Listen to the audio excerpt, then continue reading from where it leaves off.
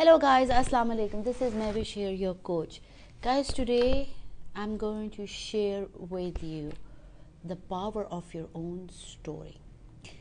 And I'm going to do some really fun ways to make it interesting for you this time. So here it is. You see her? Say hi. This is you. Okay? Who is this? You. This is your dad, and this is your mom. Sorry guys, that's all I could find at home. These are the only characters lying at my home that my kids have. Gotta do what we gotta do, right? So this is you three, right? And then we'll just let go of mommy and daddy for right now. Anyways, so this is you, and we are going to focus only on you here. This is a girl who was a little girl, and she went through a lot. She absorbed a lot from her environment, knowingly and unknowingly. But now you're into your adulthood, whether you're in your 20s, whether you're in your 30s, whether you're in your 40s, etc., and so on. You are in your adulthood. Now, when you're in your adulthood, you take ownership of you, right? But the truth is, in the real world, when we take ownership of us, it's just the outside world, right? It's not internal, it's external. So now you're grown up, and now you're this woman. You have kids or you don't have kids, you have a partner, you don't have a partner, but you have a story, right? And you get up on days and you're depressed, and you get up on days you don't feel yourself, you get up on days where you feel stuck, and then you get up on days where you're trying to figure out how I'm going to walk through this fog of life, right?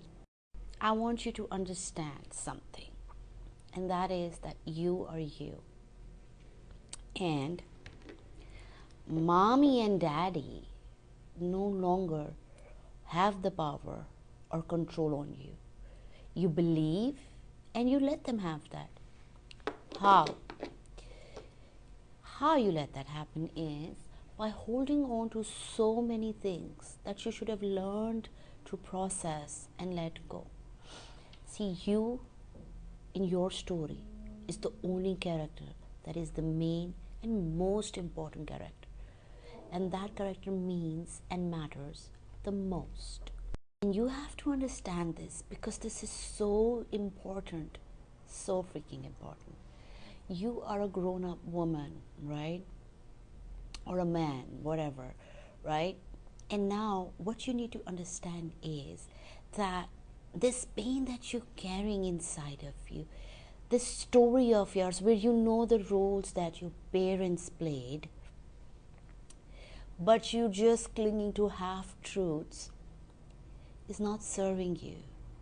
You're doing disservice to yourself here. Now, here's something I want you to understand, and I'm especially talking from my cultural perspective. We as a culture, especially our grandparents and our parents up till now, because we right now are in the realm of awareness, of awakening, of trying to find our true self, our true purpose, who we are, right? So we're totally in a different space, okay? But our parents and our grandparents, unfortunately, were not. So they live with trauma.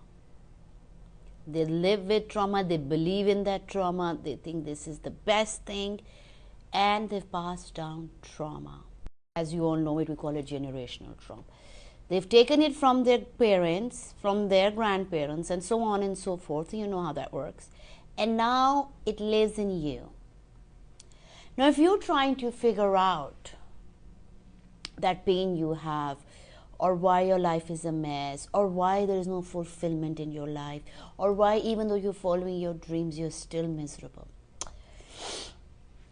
is this.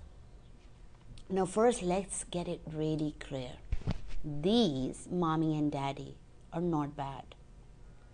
They live with the belief which they did not know was destroying themselves, eating them from inside, and destroying their kids, and so on and so forth. Here's a very interesting analogy, you can say, or an observation. If you haven't seen it, see it. If you've seen Encanto, do you remember the role of the grandmother? The grandmother. She lived with her pain. She carried that pain inside of her. Not just that, she carried the trauma of that pain with her, along with it, right? What happens is, now she becomes extremely toxic for her kids and her great grandkids and her great grandkids, so on and so forth, right? And everybody, before you get to then, everybody doesn't like her. She's toxic, she's bad, she's a horrible person.